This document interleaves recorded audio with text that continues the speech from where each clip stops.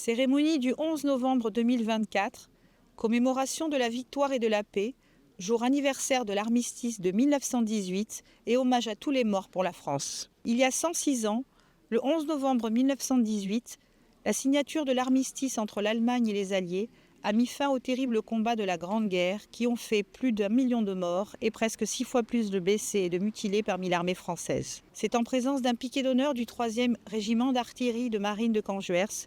et avec la sonnerie du cessez-le-feu que la cérémonie a débuté,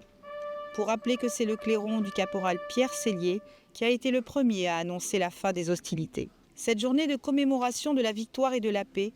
a été l'occasion d'honorer la mémoire de tous les morts pour la France, avec une pensée pour les derniers d'entre eux, morts en opérations extérieures, et ceux qui sont décédés dans l'exercice de leurs fonctions. Le courage et le dévouement quotidien de nos forces de sécurité et de secours ont été salués, et une pensée a été adressée aux victimes des terribles inondations à Valence, en Espagne. La cérémonie s'est poursuivie par le recueillement devant les gerbes déposées au pied du monument aux morts.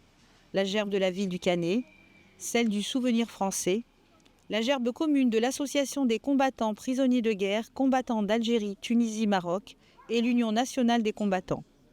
et une gerbe des enfants du Canet avec les élèves de CM2 de l'école du Val des Fées. C'est au son des hymnes nationaux, dont la Marseillaise chantée par les élèves de l'école du Val des Fées, que la cérémonie s'est terminée.